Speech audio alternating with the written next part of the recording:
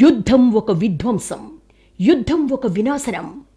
గతంలో యుద్ధాల కారణంగా జరిగే ప్రాణ నష్టం గురించి ఆందోళన ఉండేది. ఇప్పుడు ప్రాణ నష్టం సంగతి ఎలా ఉన్నా ఆర్థిక సంక్షోభాలు మాత్రం తరుముకొస్తున్నాయి. యుద్ధం చేయడం సంగతి తర్వాత అసలు యుద్ధం అనే మాట ఎత్తితేనే మార్కెట్లు ముందే డీలా పడుతున్నాయి. యుద్ధాల కారణంగా ఎలాగూ వాటిలో పాల్గొనే దేశాలు ఆర్థికంగా నష్టపోక తప్పదు. కానీ ఇటీవల యుద్ధాలు సంబంధం లేని దేశాలను కూడా నిండా ముంచేస్తున్నాయి. దానికి 4 ఏళ్లు దాటినా కొనసాగుతున్న ఉక్రెయిన్ యుద్ధం, ఇప్పుడు ఇరాన్ యుద్ధమే ప్రత్యక్ష నిదర్శనాలు. యుద్ధాలేవైనా విధ్వంసాలు తప్పవా? ఆర్థిక సంక్షోభంతో ప్రపంచం వణికిపోవాల్సిందేనా? ఈ అంశాలపైనే ఇవాల్టి చైర్మన్స్ డెస్క్.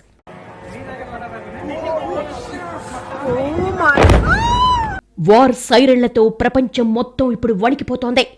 కొందరి యుద్ధ ఉన్మాదం కోట్లాది మంది ప్రజలకు కన్నీళ్లు పెట్టిస్తోంది. యుద్ధం అంటే కేవలం ఆయుధాలు, బలగాలు, బాంబులే కాదు. యుద్ధం వెనుక వర్ణించలేనంత విచ్ఛిన్నం, విషాదం, ఆర్థిక సంక్షోభం దాగుంటాయి. ఒక్కసారి ఒక్క యుద్ధం వస్తే ఆ దేశం కోలుకోవడానికి 25 ఏళ్లు పడుతుంది. ఆ దేశం ఆర్థికంగా అస్తవ్యస్తమైపోతుంది. ఇరాన్పై చేపట్టిన యుద్ధంతో అమెరికాకు సుమారు 18.87 లక్షల కోట్ల మేర నష్టం జరగొచ్చని పెన్సిల్వేనియా యూనివర్సిటీ అంచనా. యుద్ధం మొదలుపెట్టిన తొలి రోజున అమెరికా చేసిన ఖర్చు 6,900 కోట్లు. నెల రోజుల పాటు యుద్ధం సాగే అవకాశం ఉందని అధ్యక్షుడు ట్రంప్ ప్రకటించిన తరుణంలో ప్రతిరోజు ఇదే స్థాయిలో ఖర్చు ఉండొచ్చని లెక్కలేశారు. ఈ లెక్కన నెల రోజుల యుద్ధం ఖర్చులు 2 లక్షల కోట్లకు పైగా ఉంటాయని అంచనా. అయితే యుద్ధం కారణంగా ధరలు పెరగడం, కంపెనీలకు నష్టాలు, బీమా చెల్లింపులు, షేర్ మార్కెట్ కుంగిపోవడం, ఇతర రూపాల్లో దేశ ఆర్థిక వ్యవస్థపై పడే భారం అన్నీ కలిపితే ఆ నెల రోజుల్లోనే అమెరికాకు జరిగే నష్టం 18.87 లక్షల కోట్ల మేర ఉండొచ్చని చెప్తున్నారు. ఇరాన్తో జరుగుతున్న యుద్ధం వల్ల ఇజ్రాయెల్కు వారానికి సుమారు 28 కోట్ల నష్టం వాటిల్లుతుందని ఇజ్రాయెల్ ఆర్థిక మంత్రిత్వ శాఖ అంచనా వేసింది. ఇక ఇరాన్ యుద్ధం గల్ఫ్ దేశాల్లో భారీ నష్టం కలిగిస్తోంది. గల్ఫ్ దేశాల భవిష్యత్ ప్రణాళికలన్నీ తీవ్రంగా ప్రభావితమవుతున్నాయి. ఆ దేశాల ప్రధాన ఆదాయ వనరైన చమురు ఉత్పత్తిపై ఇరాన్ చావు దెబ్బ కొడుతోంది. మరోవైపు పర్యాటక రంగంపైన తీవ్ర ప్రభావం పడుతోంది. దీంతో యుద్ధం తమ పుట్టి ముంచుతోందని గల్ఫ్ దేశాలు తీవ్ర ఆవేదన వ్యక్తం చేస్తున్నాయి. గల్ఫ్ దేశాల్లో ప్రధాన విమానాశ్రయాలు తీవ్రంగా దెబ్బతిన్నాయి. ఇరాన్ మిస్సైల్స్ దాడులకు దుబాయ్ ఇంటర్నేషనల్ ఎయిర్పోర్టు ధ్వంసమైంది. టెర్మినల్ పూర్తిగా దెబ్బతినడంతో ఎయిర్పోర్టు కార్యకలాపాలు పూర్తిగా నిలిచిపోయాయి. అలాగే మిస్సైల్స్ దాడులకు జాయద్ ఇంటర్నేషనల్ ఎయిర్పోర్టు కూడా మూతపడింది. ఇక యెమెన్లో సనా ఇంటర్నేషనల్ ఎయిర్పోర్టు పూర్తిగా ధ్వంసమైంది. యెమెన్ ఎయిర్వేస్ విమానాలు దాడుల్లో నష్టపోయాయి. కువైట్లోని అలీ అల్ సలేం ఎయిర్ బేస్ ఇరాన్ దెబ్బకు కోలుకోకుండా పోయింది. అలాగే దోహా గగనతలం మూసివేయడంతో విమాన సర్వీసులు నిలిచిపోయాయి. బహ్రెయిన్లో మనామా ఎయిర్పోర్టు సమీపంలో పేలుడు జరగడంతో అక్కడి కార్యకలాపాలకు అంతరాయం ఏర్పడింది. గల్ఫ్ దేశాలు ప్రపంచంలోనే అత్యధిక చమురు నిల్వలు కలిగి ఉన్నాయి. ప్రపంచానికి భారీ మొత్తంలో ఆయిల్ ఎగుమతి చేస్తోంది గల్ఫ్ దేశాలే. ఆయా దేశాల వారీగా ఆయిల్ రిఫైనరీలను పరిశీలిస్తే సౌదీ అరేబియాలో Saudi Aramco, Ras Tanura, Jubail, Yanbu, Riyadh రిఫైనరీలున్నాయి. ఇందులో సౌదీ ఆరామ్కో రిఫైనరీ దేశంలోనే అతిపెద్దది. రోజుకు 5,50,000 బ్యారెళ్లు ఉత్పత్తి చేస్తుంది. ఇక యునైటెడ్ అరబ్ ఎమిరేట్స్ లో రువైజ్ రిఫైనరీ ప్రపంచంలోనే 4వ అతిపెద్ద సింగిల్ సైట్ రిఫైనరీగా పేరుంది. పైగా రోజుకి రిఫైనరీ నుంచి 8,50,000 బ్యారెళ్ల చమురు ఉత్పత్తి అవుతుంది.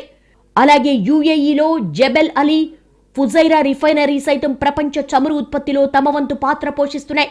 కువైట్ విషయానికొస్తే 2022లో ఏర్పాటైన ఆల్జౌ రిఫైనరీ రోజుకు 6,15,000 బ్యారెళ్ల సామర్థ్యంతో కువైట్లోనే అతిపెద్దదిగా నిలిచింది.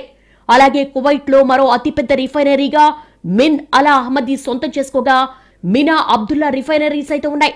ఖతార్లో లాఫాన్ రిఫైనరీ, మెజైద్ రిఫైనరీలున్నాయి. ఒమన్లోని మస్కట్ మినా, అల్ ఫహల్ రిఫైనరీ, దుక్మ్ రిఫైనరీ ఉన్నాయి. సిట్రా రిఫైనరీ అనేది బహ్రెయిన్ ఆర్థిక వ్యవస్థలో కీ రోల్ పోషిస్తుంది. గల్ఫ్ దేశాలపై ఇరాన్ దెబ్బ మామూలుగా లేదు. ఇరాన్కు అతి దగ్గరగా ఉండడంతో గల్ఫ్ దేశాలు వణికిపోతున్నాయి. సముద్ర మార్గం ద్వారా దుబాయ్ 120 కిలోమీటర్ల దగ్గరలోనే ఉంది. కువైట్కు కేవలం గంటన్నర సమయం మాత్రమే. ఇక ఇరాన్ నుంచి 423 కిలోమీటర్ల దూరంలోనే ఉంది బహ్రెయిన్. అలాగే ఖతార్ విమాన ప్రయాణం కేవలం 2 గంటలు. టెహ్రాన్ నుంచి దోహా మధ్య విమాన దూరం సుమారు 1,100 కిలోమీటర్లు. ఒమన్ విషయానికొస్తే హర్మూజ్ జలసంధికి అతి దగ్గరగా ఉంటుంది. కేవలం 39 కిలోమీటర్ల దూరంలో ఉన్న ఒమన్ ఇరాన్కు ఫస్ట్ టార్గెట్ అని చెప్పొచ్చు. గల్ఫ్ దేశాల్లో కీలకమైనవి యుఏఈ, సౌదీ అరేబియాలే. ఈ దేశాలు ఆర్థికంగా బలమైనవి, జనాభా కూడా ఎక్కువే. ఇక్కడ ఉండే ఇన్ఫ్రాస్ట్రక్చర్ అమెరికా వంటి సంపన్న దేశాల్లో కూడా ఉండదు. ఒకప్పుడు కేవలం ఆయిల్ రిఫైనరీలకే పేరుందిన ఈ దేశాలు పర్యాటకులను విశేషంగా ఆకట్టుకుంటున్నాయి. ప్రపంచంలో ఉండే ప్రతి సంపన్నులకు దుబాయ్, అబుదాబీలో నివాసాలున్నాయంటే అర్థం చేసుకోవచ్చు ఈ దేశాలు ఎంతగా డెవలప్ అయ్యాయో. ఇదే ఇప్పుడు ఇరాన్కు మింగుడు పడని విషయం. పైగా ఈ దేశాలకు అమెరికా, ఇజ్రాయెల్తో ఉన్న స్నేహం మరింత రగిలిపోయేలా చేస్తోంది. అయితే ఈ గల్ఫ్ దేశాలకు డబ్బులైతే ఉన్నాయి కానీ చెప్పుకోదగ్గ సైన్యం లేదు. దీనికి మరో కారణం ఈ దేశాలకు ఎవ్వరితోనూ పెద్దగా వైరం లేకపోవడమే. బహ్రెయిన్లో America navy 5th fleet headquarters లక్ష్యంగా చేసుకుని ఇరాన్ తొలుత దాడులు ప్రారంభించినట్లుగా కనిపించినా ఆ తర్వాత లక్ష్యాలను మార్చుకుంది. గల్ఫ్ దేశాల సంపదకు చిహ్నాలుగా ఉన్న ఎత్తైన నివాస భవనాలు, లగ్జరీ హోటళ్లు, ఆధునిక విమానాశ్రయ టెర్మినల్స్ కూడా ఇరాన్ దాడులకు తెగబడింది. సౌదీ అరేబియాలోని అతిపెద్ద చమురు శుద్ధి కేంద్రాల్లో ఒకటైన ఆరామ్కో రిఫైనరీపై ఇరాన్ డ్రోన్ దాడి జరిగింది. రాస్ తనూరాలోని ఈ రిఫైనరీపై ఇరాన్ షాహెద్ 136 డ్రోన్తో దాడి చేసింది. దాడి కారణంగా చమురు శుద్ధి కేంద్రం వద్ద భారీగా మంటలు చెలరేగాయి. ఇందుకు సంబంధించిన దృశ్యాలు సామాజిక మాధ్యమాల్లో వైరల్గా మారాయి. ఘటన నేపథ్యంలో రిఫైనరీని తాత్కాలికంగా మూసేసింది. ఇరాన్ దాడుల్లో ప్రపంచంలో ఎత్తైన భవనం బుర్జ్ ఖలీఫా పాక్షికంగా ధ్వంసమైంది. బుర్జ్ ఖలీఫా మీదుగా క్షిపణులు వెళ్తున్న వీడియోను ఇరాన్ మీడియా విడుదల చేసింది. ఇరాన్ దాడుల కారణంగా దుబాయ్లో అత్యంత రద్దీగా ఉండే జబిల్ అలీ పోర్ట్లో భారీ మంటలు ఎగిసిపడుతున్నట్టుగా అధికారులు తెలిపారు. దుబాయ్ అంతర్జాతీయ విమానాశ్రయం, ప్రముఖ బుర్జ్ అల్ అరబ్ హోటల్ దెబ్బతిన్నాయి. ప్రస్తుతం ఇరాన్, ఇజ్రాయెల్ మధ్య తలెత్తిన ఉద్రిక్తతలు గల్ఫ్ దేశాల భవితవ్యాన్ని ప్రశ్నార్థకంగా మార్చేశారు. సురక్షిత ప్రాంతాలుగా ఉన్న అరబ్ దేశాలు స్వర్గం, ప్రతిష్టను తీవ్రంగా సవాల్ చేస్తున్నాయి. పామ్, జుమేరా వంటి ఐకానిక్ ప్రాంతాల వద్ద భద్రతాపరమైన ఆందోళనలు తలెత్తడం వల్ల అక్కడ నివసిస్తున్న సంపన్నులలో అభద్రతాభావం మొదలైంది. ఏ దేశమైనా ఆర్థికంగా ఎంత ఎదిగినా ఆ ప్రాంతంలో శాంతి లేకపోలేదు. పెట్టుబడులు ఒక్క క్షణంలో వెనక్కి వెళ్లిపోయే ప్రమాదం ఉంటుంది. ప్రస్తుతం దుబాయ్ ఎదుర్కొంటున్న అతిపెద్ద సవాలు కూడా ఇదే. తన భౌగోళిక రాజకీయ తటస్థతను కాపాడుకుంటూ ఇన్వెస్టర్లలో నమ్మకాన్ని పునరుద్ధరించడం అంత తేలిక కాదు. ఇరాన్ దాడుల వల్ల ప్రపంచంలోని అత్యంత రద్దీగా ఉండే దుబాయ్ విమానాశ్రయంలో విమానాల రద్దు, గగనతల మూసివేత వల్ల రోజుకు కోట్లాది డాలర్ల నష్టం వాటిల్లుతోంది. దుబాయ్ ఆర్థిక వ్యవస్థలో పర్యాటక రంగం వాటా చాలా కీలకం. యుద్ధ భయంతో పర్యాటకుల రాక నిలిపేస్తే అది హోటల్, రిటైల్ రంగాలపై పెను ప్రభావం చూపుతుంది. గతంలో ఎన్నడూ లేని విధంగా ఎత్తైన భవనాల నుంచి ప్రజలను ఖాళీ చేయించడం వంటి వార్తలు అంతర్జాతీయ మీడియాలో రావడంతో గ్లోబల్ ఇన్వెస్టర్ల మనసులో రెండో ఆలోచనలొస్తాయి. ఇతర దేశాలతో పోలిస్తే దుబాయ్ కోలుకునే సామర్థ్యం ఎక్కువ అయినప్పటికీ గల్ఫ్ ప్రాంతంలో సుదీర్ఘకాలం అస్థిరత కొనసాగితే మాత్రం ఆయిల్ రహిత ఆర్థిక వ్యవస్థ నిర్మించాలనే దుబాయ్ కల నెరవేరడం అంత తేలిక కాదు. సంపదను సృష్టించాలంటే ఎన్నో వ్యయప్రయాసలు, వాటితో పాటు మానవ కష్టం ముడిపడి ఉంటుంది. అదే యుద్ధ సమయంలో జరిగే నష్టం ఎన్నటికీ పూడ్చలేందని ఆర్థిక నిపుణులు అభిప్రాయపడుతున్నారు. దేశాధినేతల ప్రతీకార దాడులతో విలువైన మానవ ప్రాణాలు గాల్లో కలిసిపోతున్నాయి. రోజులు మారే కొద్దీ ఆధునిక సాంకేతిక పోకడలతో యుద్ధాలు కొత్త పుంతలు తొక్కుతున్నాయి. దేశ సంపద కోట్లకు కోట్లు నష్టం జరుగుతుంది. ప్రత్యర్థి దేశాలపై ప్రతీకారం తీర్చుకునేందుకు ఆర్థిక వనరులు అత్యధికంగా వెచ్చించాల్సి వస్తుంది. ప్రత్యర్థులు దాడి చేసినప్పుడు ఆర్థికంగా నష్టపోవాల్సి వస్తుంది. ఇరాన్ యుద్ధం తరుణంలో గల్ఫ్లో జరిగిన నష్ట వివరాలను దేశాల వారీగా చూస్తే గుండె తరుక్కుపోతోంది. ప్రస్తుతం అమెరికా, ఇరాన్ యుద్ధ ప్రభావం 80 దేశాలపై ఉంది. పెట్రోలియం, డీజిల్ ధరలు పెరిగాయి.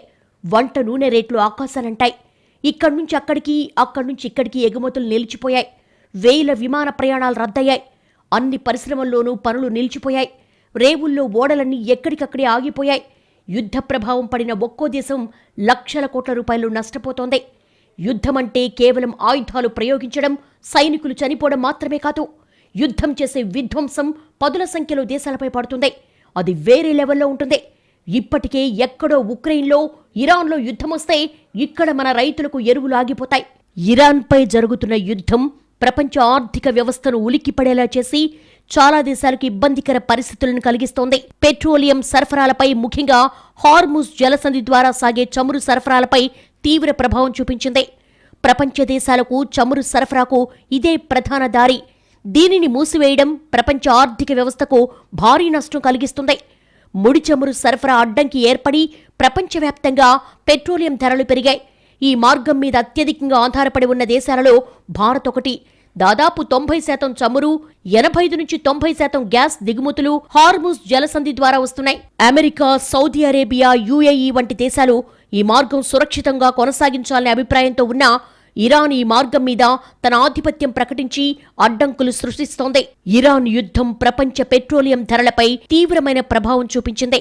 చమురు ధరలు పెరిగినప్పుడు ద్రవ్యోల్బణం వేగంగా పెరిగింది. బ్రెంట్ క్రూడ్ ధర ఒక వారంలో 26.5% పెరిగింది. ఇది చరిత్రలో రెండో అత్యధిక వారపు పెరుగుదల. ప్రపంచవ్యాప్తంగా పెట్రోలియం ధరలు పెరిగిపోతున్నాయి. అది విధానాలపై, శాస్త్రవేత్తలపై, వ్యాపార వ్యూహాలపై ప్రభావం చూపిస్తాయి. Saudi Arabia, America, European union వంటి దేశాలు పెరిగిన ధరలు, సరఫరా లోపాలు, ఉత్పత్తి గొడవల కారణంగా తీవ్ర ఆర్థిక కష్టాలు ఎదుర్కొంటున్నాయి. ఈ ధరల పెరుగుదల పేద, అభివృద్ధి చెందుతున్న దేశాలకు మరింత కష్టాలు తెచ్చిపెట్టింది. దీంతో ఉత్పత్తి రంగం, రవాణా రంగం, వాణిజ్య రంగం, వివిధ రంగాల విస్తరణపై ప్రభావం పడుతోంది. పెట్రోలియం ధరలు పెరిగితే శుద్ధి కర్మాగారాలు, రవాణా పరిశ్రమలు, ఇతర సంబంధిత పరిశ్రమలపై మరింత ఒత్తిడి ఏర్పడుతుంది. ముఖ్యంగా భారత్లో పెట్రోలియం ధరలు పెరిగిన కారణంగా శుద్ధి వ్యాపారాలు మరింత ఒత్తిడికి గురవుతున్నాయి. సముద్ర బీమా పరిశ్రమ కూడా ఈ యుద్ధ ప్రభావంతో తీవ్రంగా దెబ్బతింది. ఈ పరిణామం ప్రపంచ షిప్పింగ్ పరిశ్రమకు పెద్ద అడ్డంకిగా మారింది. బీమా కంపెనీలు ఈ మార్గంలో రిస్కును అంచనా వేయలేకపోతున్నాయి. అలాగే సముద్ర బీమా ధరలు భారీగా పెరిగాయి. ఈ యుద్ధం గల్ఫ్ దేశాలకు, ముఖ్యంగా Saudi Arabia, UAE, Qatar, Kuwait వంటి దేశాలకు ఆర్థిక ఒత్తిడి తెచ్చింది. ఈ దేశాలు తమ బడ్జెట్లను పరిశీలించి పెట్టుబడులను సరిచూసుకుంటున్నాయి. భద్రతా, ఆర్థిక ప్రణాళికలు మారాయి. ఇరాన్ యూరియా ఉత్పత్తిలో ప్రపంచంలోనే అగ్రగామిగా ఉండడంతో ఈ యుద్ధం ద్వారా ఎరువుల ధరలు పెరిగాయి. ప్రపంచ ఉత్పత్తి వ్యవస్థల్లో నిల్వల్లేవు. దీనితో వ్యవసాయ రంగం తీవ్రంగా ప్రభావితమవుతుంది. ఎరువుల ధరల పెరుగుదలతో వ్యవసాయ ఉత్పత్తులు పడిపోతే ప్రపంచానికి ఆహార సంక్షోభం కూడా తప్పకపోవచ్చు అన్న ఆందోళన వ్యక్తమవుతోంది. అప్పుడు ఆహార పదార్థాల ధరలు పెరిగి ద్రవ్యోల్బణం పెరిగితే సామాన్యుడికి జీవనం గడపడమే కనా కష్టమవుతుంది. ఈ పరిణామాలన్నీ కలిసి అంతిమంగా ఆర్థిక సంక్షోభాన్ని మరింత పెంచుతాయని అంచనా. ఈ సందర్భంగా ప్రపంచ యుద్ధాలతో కలిగిన ఆర్థిక నష్టాన్ని ఆర్థికవేత్తలు గుర్తు చేసుకుంటున్నారు. మొదటి ప్రపంచ యుద్ధం అంచనా వ్యయం $3.7 ట్రిలియన్, రెండో ప్రపంచ యుద్ధం ఖర్చు దాదాపు $19.2 ట్రిలియన్. ఇవి నిపుణులు లెక్కించగలిగిన అంచనా. కానీ మొదటి, రెండో ప్రపంచ యుద్ధాల వాస్తవ వ్యయం చాలా ఎక్కువ ఉండొచ్చు. ఉక్రెయిన్ ఆర్థిక వ్యవస్థ రష్యాతో యుద్ధం తర్వాత 30% క్షీణించింది. ఇక రష్యా ఆర్థిక వ్యవస్థ అయితే మేడి పండే అని చెప్తున్నారు. అంతకు ముందు సిరియాలో కూడా అంతర్యుద్ధం కారణంగా అక్కడ జీడీపీ 85% పడిపోయింది. పశ్చిమాసియాలో భారత్ సంబంధాలు ఇంధనానికి మించినవి. గల్ఫ్ వ్యాప్తంగా సుమారు 1 కోటి మంది భారతీయులు నివసిస్తున్నారు. వీరిక్కడి నుంచి భారత్లోని తమ కుటుంబాలకు పెద్ద మొత్తంలో డబ్బు పంపుతున్నారు. ఇది భారత్ విదేశీ మారక నిల్వల్లో పెద్ద మొత్తాన్ని ఆక్రమిస్తుంది. భారత్ ఎగుమతుల్లో 17% ఈ ప్రాంతానికి వెళతాయి.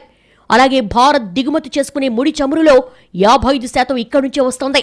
ఇక్కడ నివసించే భారతీయులు పంపే డబ్బు, విదేశాల నుంచి భారతీయులు ఇండియాకు పంపే డబ్బులో 38%, భారత్కొచ్చే మొత్తం రెమిటెన్స్ల్లో సుమారు 5వ వంతు కేరళ రాష్ట్రమే పొందుతోంది.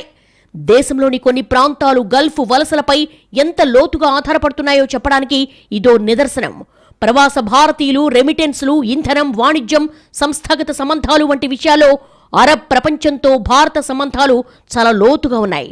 ఈ కారణంగా పశ్చిమాసియాలో సంక్షోభం ఎంతకాలం కొనసాగితే ఆ మేర భారత్కు నష్టం తప్పదని ఇప్పటికే తేలిపోయింది. ఏతావాతా భారత్కు గల్ఫ్ కేవలం ఒక చమురు సరఫరా చేసే ప్రాంతంగానే కాక ఉపాధికి, కుటుంబాల ఆదాయాలకు, భారత విదేశీ ద్రవ్య స్థిరత్వానికి సంబంధించిందిగా ఉంది. అందుకే ఇరాన్ యుద్ధం మన దేశాన్ని అత్యంత సున్నిత స్థితిలోకి నెట్టేసింది.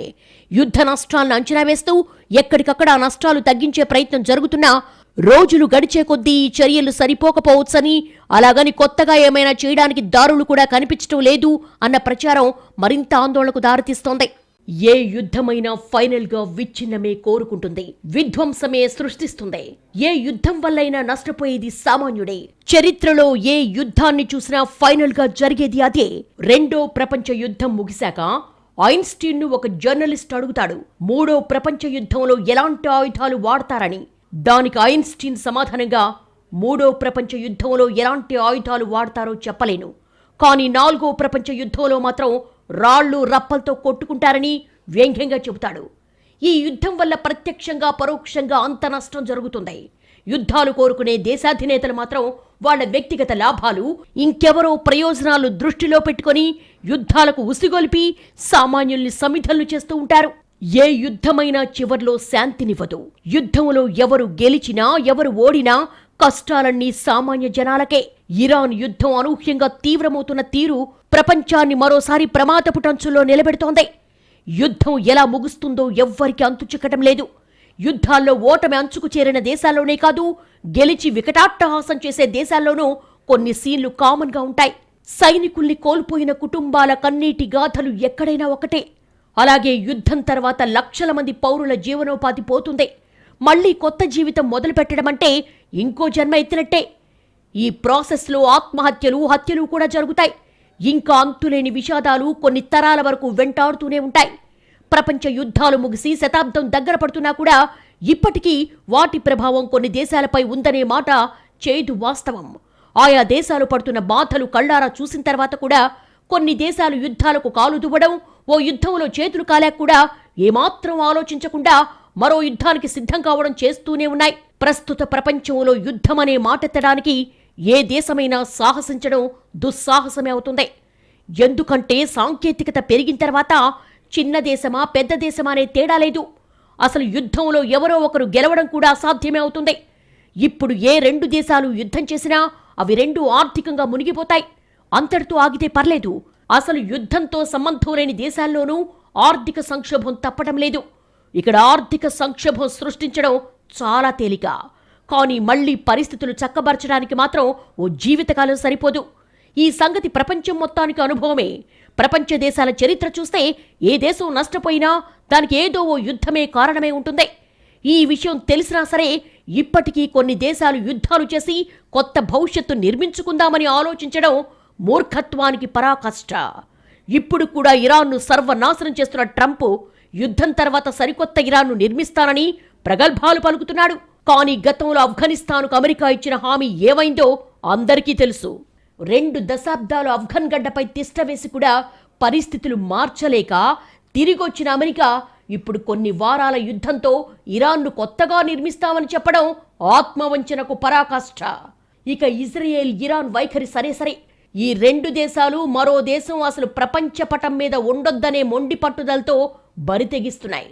అది జరగదని తెలిసి యుద్ధం కొనసాగిస్తూ అందుకోసమే పాకులాడుతున్నాయి. ఇటు ఇరాన్లో అటు ఇజ్రాయెల్లో యుద్ధ నష్టాలు భయంకరంగా ఉన్నాయి. 2 దేశాల్లో సామాన్యులు యుద్ధం వద్దని నినదిస్తున్నారు. అయినా సరే దేశాధినేతలు మాత్రం అనవసర పంతాలు, పట్టింపులతో కోట్ల మందికి కన్నీటి వ్యథ మిగులుస్తున్నాయి. ముందు తరాలు సాధించి పెట్టిన ఆర్థిక వ్యవస్థల్ని చేజేతులారా కుప్పకూలుస్తున్నాయి. కరోనా మిగిల్చిన ఆర్థిక వినాశనం కంటే, ఉక్రెయిన్ యుద్ధం సృష్టించిన ఆర్థిక సమస్యల కంటే ఇరాన్ యుద్ధం కారణంగా వచ్చే ఆర్థిక సంక్షోభం స్థాయి చాలా పెద్దదని ఇప్పటికే అంచనాలున్నాయి. కొన్ని రోజుల యుద్ధంతోనే అవి నిజమన్న సంకేతాలు వచ్చేశాయి. అయినా సరే ఎవ్వరూ యుద్ధం ఆపడం లేదు సరికదా, కనీసం తీవ్రత కూడా తగ్గించడం లేదు. పోనీ మీరు యుద్ధం చేసుకోండి, మధ్యలో మాకు మంట పెడుతున్నారేంటి అని గల్ఫ్ దేశాలు మొత్తుకుంటున్నాయి. ఇక్కడ యుద్ధం ప్రస్తుతానికి ప్రపంచ దేశాలకు చమురు సంక్షోభాన్ని కొని తెస్తోంది. కానీ భవిష్యత్తులో గల్ఫ్ దేశాల్ని ఆర్థికంగా దివాలా తీసేలా చేయొచ్చు. అప్పుడు పశ్చిమాసియా ప్రాంతం మొత్తం దశాబ్దాల వెనక్కిపోతుంది. ఆయా దేశాలు మళ్లీ కుదురుకుంటాయా లేదా అనేది ఎవ్వరూ సమాధానం చెప్పలేని ప్రశ్నే అవుతుంది. ఇది ఈ వారం చైర్మన్స్ డెస్క్. మరో అంశంతో మళ్ళీ కలుద్దాం. నమస్తే.